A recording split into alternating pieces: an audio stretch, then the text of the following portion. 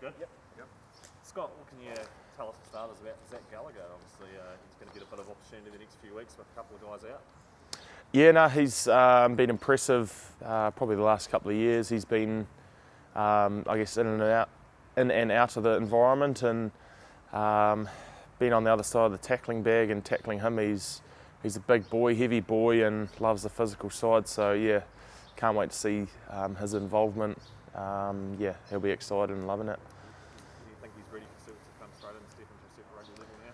Yeah, for sure. I think at training he's certainly up to it physically, and yeah, he's got some hard shoulders. So I think it'll be just about finding confidence and I guess time in the saddle for him.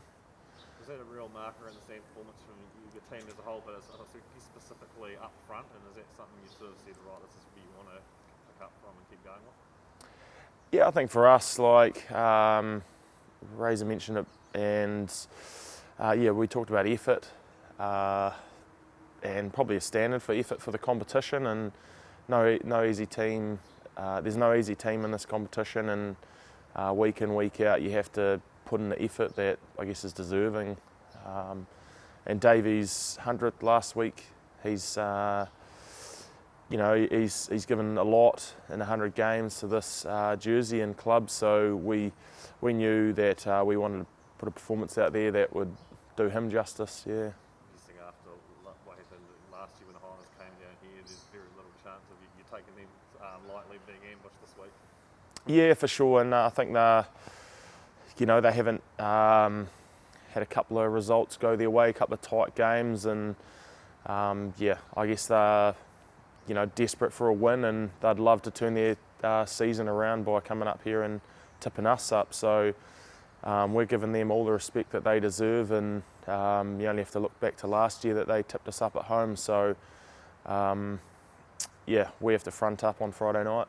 How important the next few weeks for you as a captain's point of view, your last 3 games against New Zealand teams before you go into that next stage of the competition? Yeah, I think we're taking each game as it comes, and this competition, if you miss a game, you're chasing points, and if you drop a game against another New Zealand team, you might have to play catch up in Aussie. So yeah, these next 3 games are critical for setting up our season.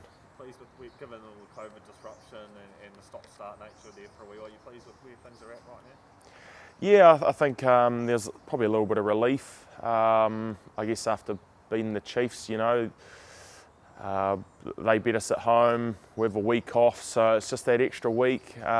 Usually you have a week and then you're back into it, try to put the last result behind you and fix it up with a victory. So I guess having 2 weeks, it just lingers a little bit longer, and yeah, we're happy to, I guess, get that win and hoping to build on it on Friday. Spoke with Razor about the discipline, only 4 penalties. I can't remember that for you in any games the last few years. How pleasing was that aspect from your team? Yeah, no, that was hugely pleasing. I guess like a stat is, if you keep it to single figures, it's pretty good. But yeah, 4 is probably the best. Yeah, I guess gold standard, whatever you want to call it. How much of that is to do with knowing, like, I guess getting into a bit of a rhythm with knowing how refs now that you're 4 or 5 weeks into the season?